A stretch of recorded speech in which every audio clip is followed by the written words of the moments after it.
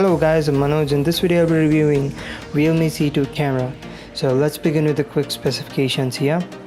To the rear we have 13 plus 2 megapixel camera, and the secondary camera is known only to capture the depth information, and it can record full HD video and the slow-mo at 80 frames per second. Coming to the front, we have a 5 megapixel f2.0 aperture camera. So let's have a look at some of the images and videos from the phone. Do enjoy this video and don't forget to like and subscribe. Thank you.